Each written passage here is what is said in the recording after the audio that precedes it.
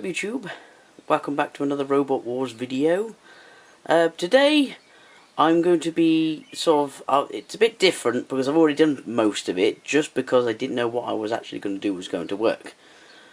It'll all make sense in a moment. Basically, we're mounting the motors today, and if you're wondering, yes, I'm holding the camera instead of the tripod because I've got no room, you'll see in a moment. So I'm just going to flip the camera around and show you what I've been working on. So as you can see, the robots, like the board and that's taking shape. I've basically made some mounts out of some oak that I had lying around, courtesy of my dad. Thank you very much. And I've just been literally using a tank cutter, this one, ow, ow, ow, which is still really hot because I've only just used it. So you see the piece of wood still in there. Cutting out the hole in the centre, two different sizes. The reason I haven't got a proper mount on the front and a Jubilee clip is because I don't have the right size, unfortunately. But this works really well as an alternative. So all I've done, to sort of talk you through the process, is I just got a piece of this oak wood over here, which is actually an old oak oak skirting board. I've chopped it down with chop saw, mitre saw, or whatever you want to call it, and then I've drill pressed with this ghetto drill press from Lidl the tank cutter through and cut through it. Whatever, it took a bit of going through, but it managed it. Cut off the skirting board edge, and now I'm just literally going to be doing is drilling straight down through both of them and then into the board. Apologies for that, the camera died, so I'm just going to finish off this with my phone. To be fair, it shouldn't be that different quality like, but hopefully it should look alright. Anyway, as I was saying, the mounts, whatever, they're just going to screw straight into the plastic of the chopping board there, where the motor is. Sit into place. I'm going to screw down into there the Jubilee clip. I've actually put a couple of screws in there because they weren't that big, so I've put a couple in there. And then, yeah, so what I'll do, I'll try and rig this up in some way so you can see me drilling these out, and then we'll be back.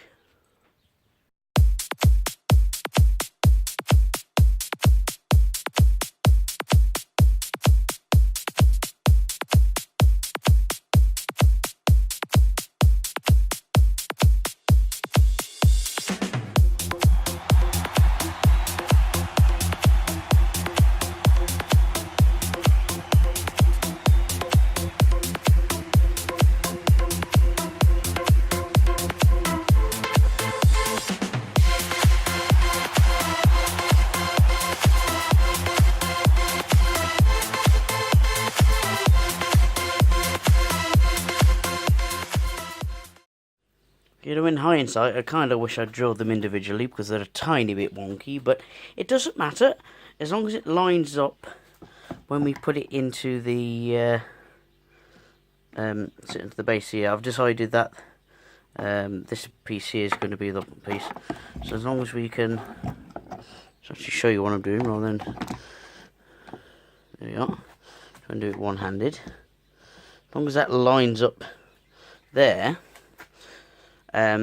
Which I've got a pretty good way of doing that, which is what I've found is to just take a screwdriver roughly the right size as the hole, get it in the position that you want. So I'm going to just adjust it slightly.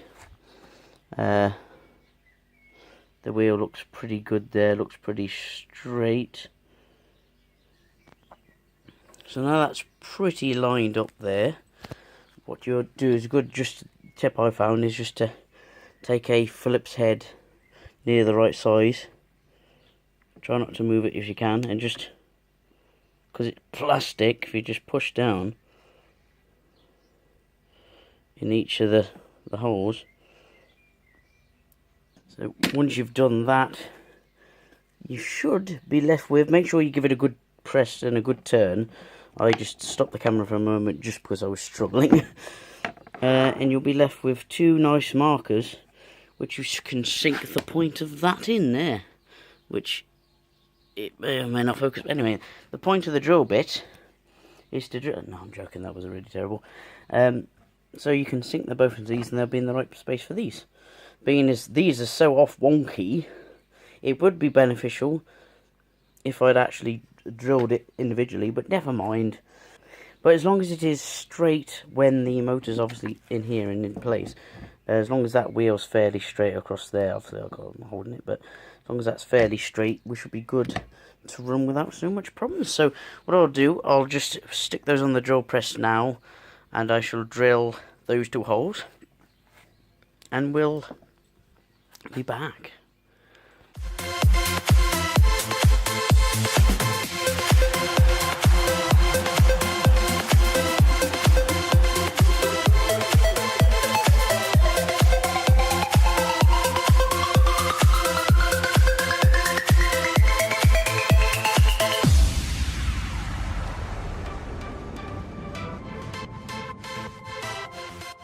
So as you can see, I've just put the bolt through in the bottom mount in place now.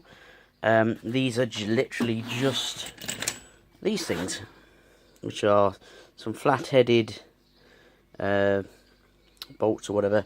Come like a pack, cheap pack. I think this was from Lidl as well, in fact. It was an endorsement for Lidl at the moment. Then just a few of the nuts or whatever just through, and then this will just sit